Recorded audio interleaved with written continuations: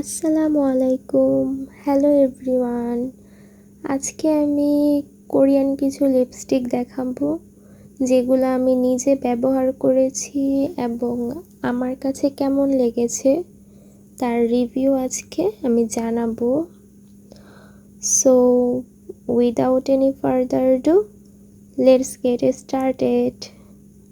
First of all আমার কাছে যে 4টি লিপস্টিক রয়েছে তার মধ্যে এই দুটি হলো লিপ গ্লোস বা লিপ টিন্টও বলা যাবে, যার একটি হলো পেরিপ্যারা ব্র্যান্ডের এবং অন্যটি হলো লিলি বাই রেডের।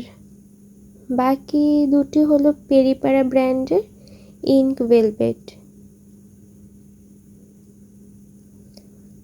এখন এটি হলো পেরিপ্যারা ব্র্যান্ডের ইঙ্ক ভেলভেট, যার শেড নং হলো 16। শেডের নাম হার্ট ফিউশা পিঙ্ক। আমার কাছে এটা অনেকটা ম্যাজেন্টা বা রানী গোলাপের কালার যেটা সেটার মতো লেগেছে। এই কালারটা খুব ডিপ না, আবার খুব লাইট ওয়েটও না। আমার মনে হয় এটা সব স্কিনের সাথে খুব সুন্দরভাবে অ্যাডজাস্ট হয়ে যাবে। নেক্সট যে শেডটা আমি দেখাবো সেটা হলো পেরিপ্যারা ব্র্যান্ডের ইঙ্ক ভেলভেট সেম, যার শেড নং হলো 23। এই শেডের নাম হলো নাটি নুড।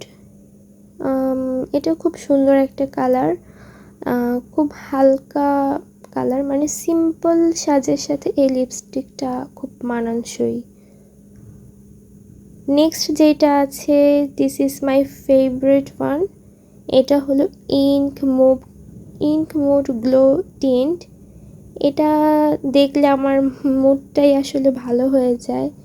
এটা অ্যাপ্লাইয়ের পর একটা পিঙ্কিশ গ্লো দেয়। It also goes well with all skin tones. আর এই কালারটা মুছে ফেলার পরেও ঠোঁটে খুব সুন্দর একটা পিঙ্ক কালার থেকে যায়। And the last one is lily by red, shade name is cheeky peach. আমার কাছে এটা অনেকটা মিষ্টি কালার এবং হালকা কমলা কালারের মিক্সড মনে হয়েছে। খুব অ্যাট্রাকটিভ একটা কালার বলা যায়। এটিও খুব নাইস একটা কালার। এটাও খুব মানে সকল স্কিন টোনের সাথে আমার মনে হয় খুব ভালোভাবে যাবে। খুবই কিউট একটা কালার, গর্জিয়াস লুক দিবে। তো এই ছিল আমার ব্যবহার করা কিছু কোরিয়ান লিপস্টিকের ছোট্ট রিভিউ। আশা করি তোমাদের কাছে ভালো লেগেছে। তো আজকের মতো এতটুকুই। Bye bye.